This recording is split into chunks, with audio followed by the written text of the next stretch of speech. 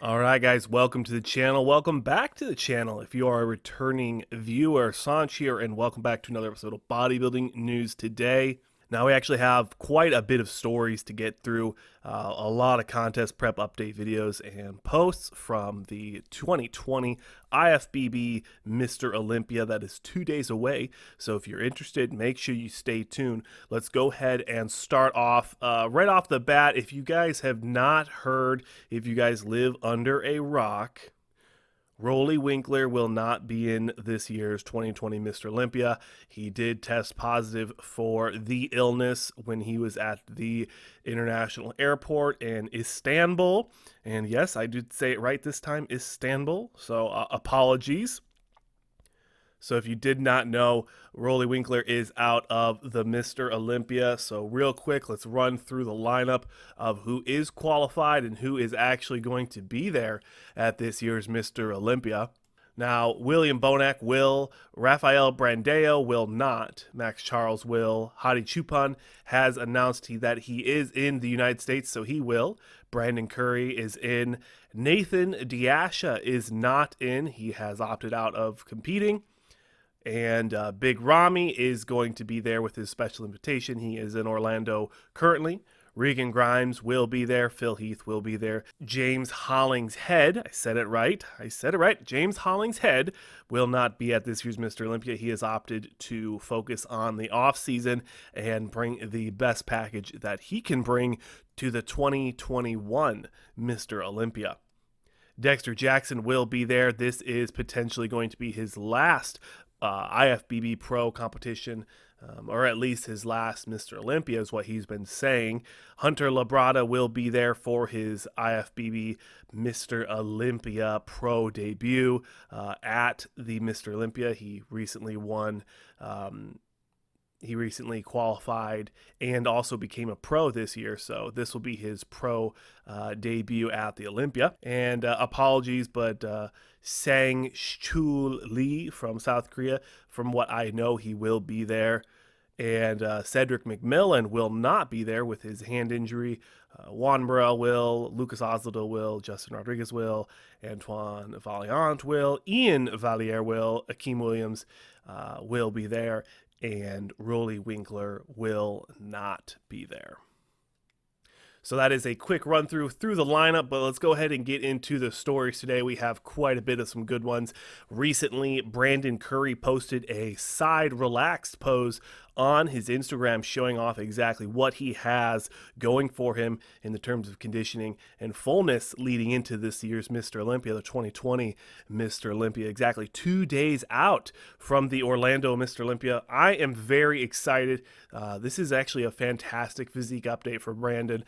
For the most part, I think he looks very similar to last year's. Thank you to Buys and Tries, and also our good friend Fernando Arroyo. Follow both of them on Instagram. Fantastic bodybuilding content. But like I said, for the most part, the shots are very similar. I think that in this year's version, the lighter version, he has more lighting, more natural lighting, and he's turned more towards the camera, showing off a little bit more chest, a little bit more of the abdominals. You can see the second row just slightly. He looks very good. I think that the legs look, for the most part, very similar. The hamstrings look full. The quads look full. They're very, respectfully, they look very watery, but he could not be posing. He could not be flexing them properly. So that is a caveat for Mr. Olympia Brandon Curry. Brandon Curry's best package, his best version at this year's Mr. Olympia. That's what we want to see. That's what the fans want to see, is the best, most conditioned version of Brandon Curry versus the best version that Phil Heath can bring to the stage. So we are very excited to see this bout as it's just about to begin in 2 days. But let's move into the next story. Very excited, very happy to announce that Hadi Choopan has landed in Orlando, Florida with his coach. You know what? It's kind of difficult to say Hani and Hadi, but I'm very excited to see what Hani Rambod and Hadi Choopan can bring to this year's Mr. Olympia stage. Last year in his men's open debut, he placed second. I do not see him falling out of the third place. I think that he's going to bring what he needs to beat out William Bonac respectfully. William Bonac, like I said in the last video, make sure you check it out. I'll put it in the scorecard for you.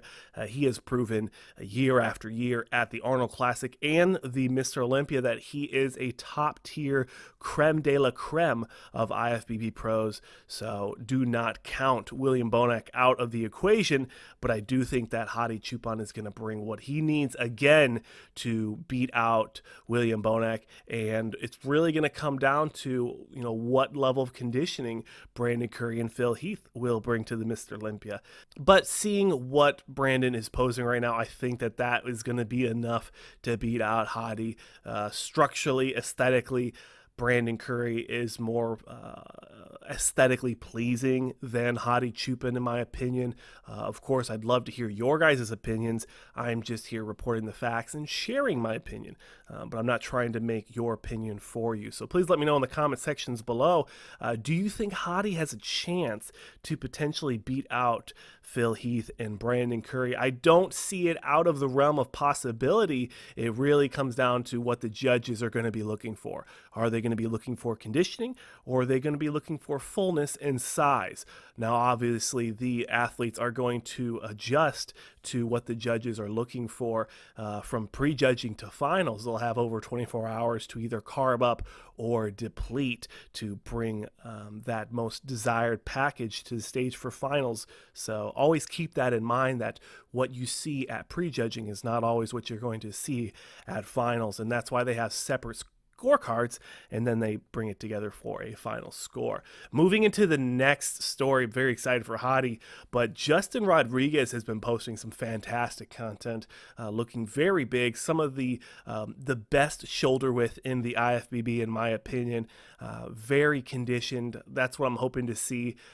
Now, personally, I'm not a huge fan of his hands together, pointed down.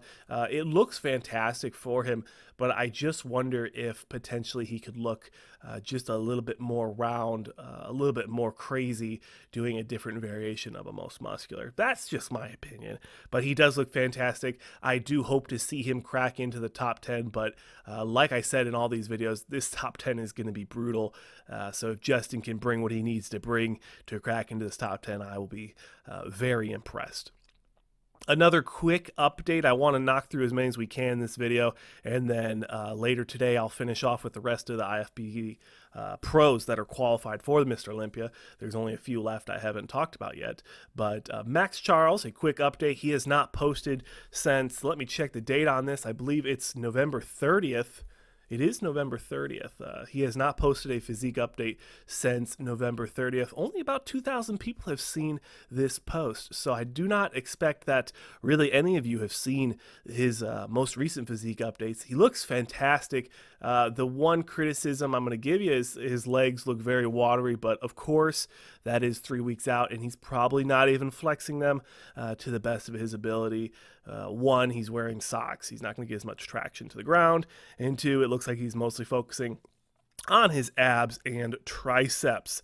So he does look good. I'm very excited to see, what he can bring. His biggest critique has always been that he has very dark skin and very thick skin, and that usually hides his vascularity and muscle separation, the muscle striations specifically.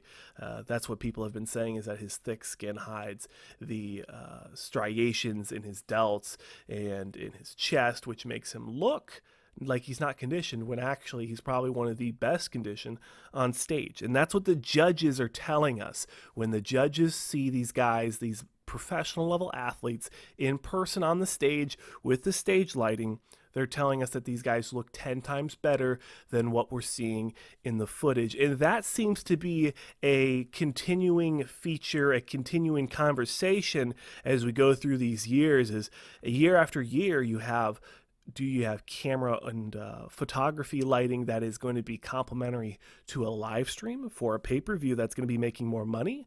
Or do you have lighting and camera and photography that's going to be more conducive and beneficial to people in person. It's a very interesting conversation, but let's move into the next one as I getting tongue-tied. Lukas Osladil.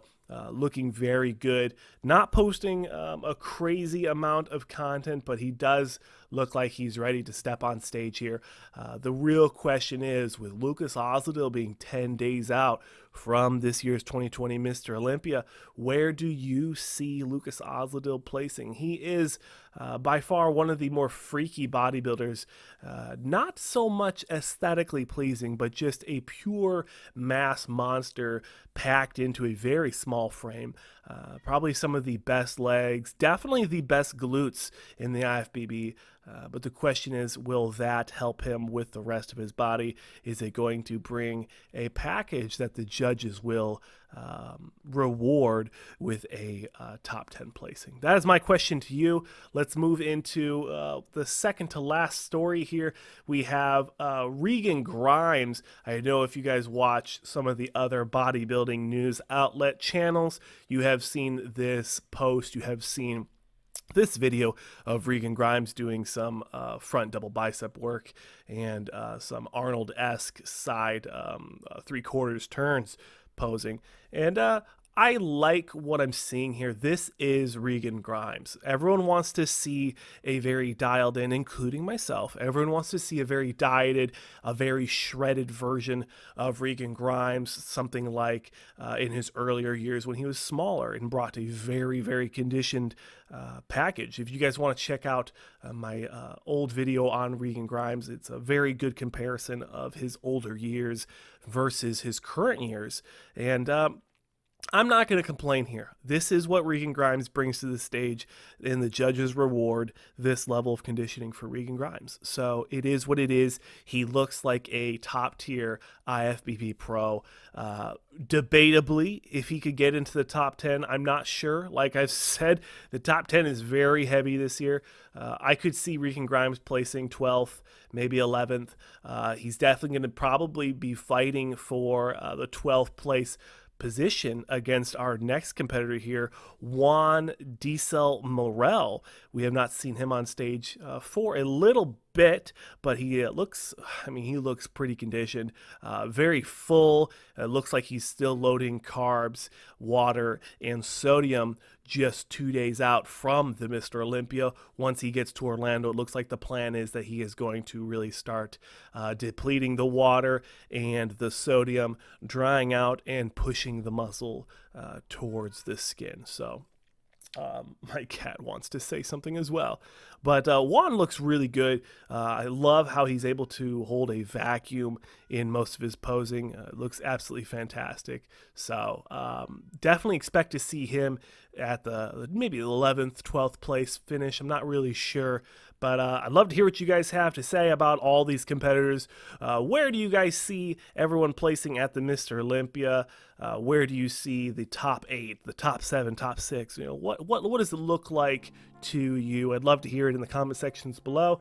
If you guys enjoyed this episode of Bodybuilding News today, definitely leave a like and consider subscribing. We have lots more content coming out as we are 2 days out from this year's Mr. Olympia. Thank you so much for watching, and I'll see you guys in the next one.